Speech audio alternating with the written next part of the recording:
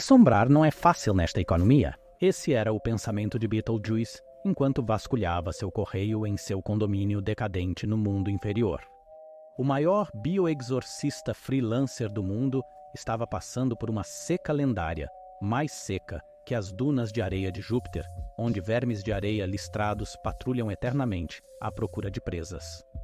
Não havia novos trabalhos em suas correspondências, apenas contas, uma notificação para renovar sua licença de fantasma e alguns golpes de príncipes nigerianos mortos-vivos. Se as coisas continuassem assim, ele teria que implorar ao seu antigo chefe, Juno, para voltar como assistente de assistente social do pós-vida. Ele jogou o correio de lado e estalou os dedos, fazendo as cartas se incendiarem em uma chama verde chocante, aumentando a grande pilha de cinzas no canto. O fantasma mais conhecido mal sabia. O contrato de uma vida após a morte estava prestes a chegar, e desta vez, ele iria enfrentar um oponente verdadeiramente formidável. No local 19, um classe D foi brutalmente assassinado pelo SCP-6082. Isso é apenas mais um dia no escritório para os pesquisadores e guardas, mas para o classe D, um ex-presidiário chamado Lutsko, foi um dia particularmente agitado, e ele ficou tão surpreso quanto qualquer outra pessoa que estaria quando a morte não era para ele. Na verdade, ele se tornou uma instância do SCP-4973, um dos muitos fantasmas da classe D assombrando várias instalações da Fundação ao redor do mundo. Lutsko era basicamente ele mesmo, exceto por flutuar, ser transparente e apresentar as cicatrizes das garras que o mataram. Considerando tudo, não é um mau negócio. Ele foi imediatamente recebido por um colega da instância, SCP-4973, um ex-classe D chamado Brightman, que estava pingando com uma gosma desagradável, seu rosto parcialmente esqueletizado. Isso fez Lutsko perceber que ele realmente lidou muito bem com toda essa situação. "Bem-vindo a essa coisa toda de estar morto", disse Brightman. "O 497-3 e 2 te pegaram. Você teve sorte, cara." Lutsko não sabia o que dizer. Não devido às implicações existenciais da vida após a morte ser real, mas por sua dificuldade auditiva. E isso, de certa forma, se estendeu ao seu equivalente no pós-vida. "Você ganha cicatrizes legais", disse o fantasma de Brightman. "Fui devorado por um enxame de besouros escaravelho anômalos, então passarei o resto da minha pós-vida coberto de suco de besouro." "O quê?" "Vamos perguntar ao Beetlejuice. Desculpe, mais uma vez." Beetlejuice, Beetlejuice. Houve um tremendo clarão de luz e fumaça verde se espalhou pela sala. Saindo desta pálida luz, um homem podre, com cabelos selvagens, vestindo um terno listrado de preto e branco, deu cambalhotas pelo ar até a sala. Era difícil chocar pessoas que já haviam sido mortas por anomalias horríveis, mas essa entrada jazzy de alguma forma conseguiu isso. Parando, Beetlejuice tirou um par de óculos escuros de seu paletó, colocou-os e deu um sorriso cheio de dentes amarelos. "Vocês chamaram, rapazes?" Isso tinha sido uma reviravolta inesperada dos eventos, para dizer o mínimo. Como membros dos mortos-vivos que acabaram de dizer as palavras Beetlejuice, bem, tecnicamente Beetlejuice, mas não vamos nos apegar a detalhes, 3 vezes seguidas, eles convocaram o adorável e demoníaco sem outra alternativa. Ele mesmo para causar algum caos e possivelmente até mesmo assassinato em nome deles. Lutsko e Brightman estavam um pouco céticos no início, sendo ex-presidiários endurecidos que haviam sido assassinados por monstros por causa dos mocinhos. Mas quando Beetlejuice explicou seus serviços, punindo e atormentando os vivos em nome dos mortos, eles se tornaram muito interessados em fazer um acordo com ele. Então, temos um prédio cheio de caça-fantasmas magricelas, equipados com apetrechos anti-fantasmas e monstros que não hesitam em atacar pessoas e ex-pessoas, disse Beetlejuice, acariciando a longa barba inexistente. "E você quer que eu assombre esses nerds, até que eles se arrependam da porcaria que te fizeram passar e ou morram para que vocês possam acertar as contas vocês mesmos? Então acho que vocês, pessoas respeitáveis, vão adorar meu pacote deluxe." "Sim, Ele agarrou a virilha para enfatizar com um honk-honk audível quando falou aquela parte sobre o pacote dele. Beetlejuice era muitas coisas. Um poltergeist profissional, um homem e um mulherengo, e um graduado cum laude da Juilliard. Mas elegante não os acompanhava. Este contrato seria um pouco mais exigente do que assustar um casal artístico fora de uma casa rústica ou dar um ataque cardíaco a uma escoteira na porta, mas BJ sempre gostou de um desafio. É hora do show! Sua campanha de terror começou na cantina da fundação. Era o dia da torta de frango para todo o pessoal do local 19, um ponto brilhante em um ambiente de trabalho de outra forma angustiante, e um certo bioexorcista estava prestes a estragar tudo. Enquanto os pesquisadores e guardas se acomodavam, prontos para conversar e saborear suas tortas quentes, um lamento fantasmagórico invadiu a sala. Todos olharam ao redor da sala. Seria esse o resultado de alguma anomalia já catalogada por eles?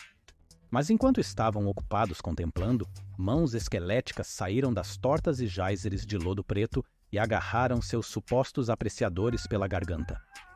Enquanto lutavam contra as tortas homicidas, um bando de morcegos vampiros entrou na sala, atacando qualquer um que ainda não tivesse pegado uma torta. Eles só podiam esperar que todos estivessem com a vacina antirrábica em dia. Mas uma das habilidades de Beetlejuice era a multitarefa. Em uma tela do tamanho de Psyche-19, ele poderia revelar uma verdadeira arte em grande escala, como um Banksy sobrenatural e maléfico. Em seguida, sentiu vontade de causar problemas nos arquivos. Algo sobre o sistema decimal de Dewey sempre o incomodou. O arquivista Sims passou o dia todo entre os arquivos, digitalizando memorandos antigos da fundação escritos na era pré-computador para uso futuro. Talvez fosse o trabalho mais chato e tedioso fisicamente imaginável, e Sims adorava cada minuto disso. Era tranquilo, pacífico e não havia ninguém para incomodá-lo. Até agora. O arquivista Sims foi tirado da música clássica que tocava em seu rádio pessoal quando uma gaveta em um dos armários de arquivo pareceu abrir por si só. Ele cambaleou até lá e fechou novamente, apenas para ver outra se abrir nas proximidades. E mais outra. E mais outra. E mais outra. Uma das gavetas que abriu rapidamente atingiu-o na canela. Outra pegou o lado do seu rosto e provavelmente deixará um hematoma. Logo, muitas gavetas se abriram ao redor do arquivista Sims, deixando-o preso entre elas. E foi quando as tarântulas começaram a sair delas, enquanto o arquivista Sims gritava. As aranhas rastejavam sobre seu colete de lã. O rádio mudou da suavidade de Chopin para os sons irritantes do rock pesado do Nickelback. Não! Faça isso parar, por favor! O arquivista Sims gritou, e porque pediu tão gentilmente, ele fez. As tarântulas se foram, as gavetas estavam todas fechadas, e os vocais roucos de Chad Kroeger foram substituídos pelas notas suaves de Chopin mais uma vez. Sims suspirou aliviado. Provavelmente foi mais uma de suas crises psicóticas. Sem problemas, ele apenas voltaria a tomar seus remédios, mas se preocuparia depois. Ele tinha um trabalho a fazer agora. Sims removeu um pedaço de papel de um dos arquivos e se preparou para arquivá-lo corretamente quando notou algo horrível. O texto na página. Era tudo em Wingdings. Não, isso deve ter sido algum tipo de erro. Sims verificou outro arquivo. Wingdings vasculhou freneticamente as gavetas, verificando todos os arquivos que encontrava. Wingdings! Todo o arquivo que ele passou a vida organizando estava arruinado. O arquivista Sims gritou, "Tragam de volta as tarântulas!" E BJ estava apenas começando. Ele destrancou a cela de contenção do 682 e o deixou causar estragos em metade da instalação. Ele pôs guaxinins mortos nos condicionadores de ar, fazendo o lugar feder muito. Ele enviou um e-mail em massa para metade dos terminais de computador, alegando ser um vídeo importante de orientação da fundação. Mas, na verdade, eram fotos comprometedoras de membros do conselho, os 5, em vários estados de nudez. Como ele conseguiu essas fotos ainda é um mistério. Enquanto o pandemônio se espalhava por toda a instalação, Beetlejuice estava preparando uma pegadinha igualmente desagradável no Requiem 100, onde o Dr. Gears e o Dr. Sam Clef haviam preparado grandes xícaras de café e estavam reclinados em um dos sofás.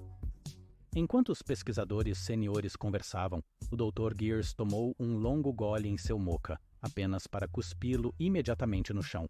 Havia uma barata viva se contorcendo na poça marrom que, alguns segundos atrás, estava na boca de um pesquisador. Dr. Clef, o idiota que ele é, riu. Eu avisei que você colocou açúcar demais no café, Charles. Mas agora era a vez dele. O sofá, sob eles, de repente começou a pular como um bronco, ou como a cama na comédia favorita de Beetlejuice, O Exorcista. Os dois pesquisadores foram arremessados para fora, suas canecas de café se quebrando no chão, como no filme Os Suspeitos. Eles se viraram e olharam para o sofá. Se o Dr. Clef tivesse sua espingarda favorita, ele provavelmente já teria atirado nela agora. Mas Clef estava proibido de levar armas de fogo para a sala de recreação desde o incidente. Tudo o que podiam fazer era assistir enquanto o estofamento se rasgava e uma criatura imensa e rastejante emergia. Era uma cobra massiva e emborrachada, com o rosto sorridente de um certo bioexorcista. O quê? Você não fez isso vir atrás de mim? Ele rosnou. Entendo porque Brightman e Lutzko não gostam de vocês. Vocês são tão incrivelmente inconsiderados. O Dr. Gears alcançou seu jaleco para pegar seu comunicador da fundação e pedir ajuda, mas a cobra Beetlejuice lhe deu um tapa no rosto com sua poderosa cauda, jogando-o pelo quarto e fazendo sua cabeça bater na parede. Clef estava paralisado de horror. Como Indiana Jones, ele era normalmente um corajoso Maverick que quase não temia nada. Mas também, como Indiana Jones, sua única exceção eram as cobras.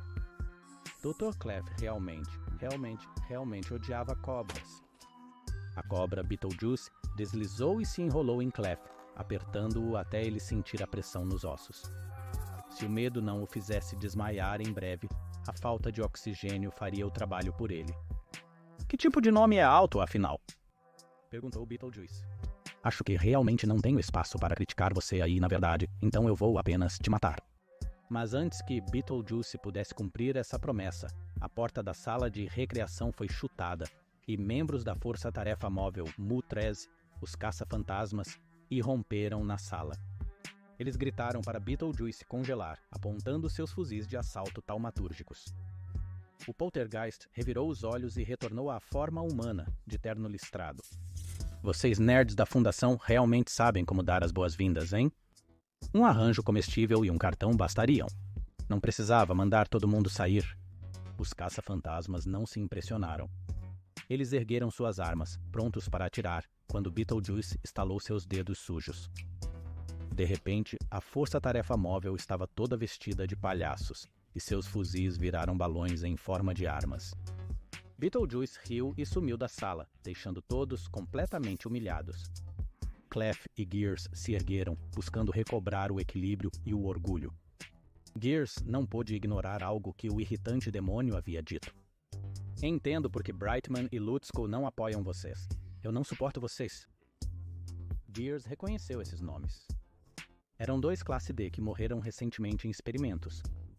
Graças ao SCP-4973 já havia evidências documentadas e consciências de pessoal classe D morto persistindo após a morte, mas a ideia de eles conspirarem com entidades sobrenaturais ainda mais poderosas e perigosas era sem precedentes.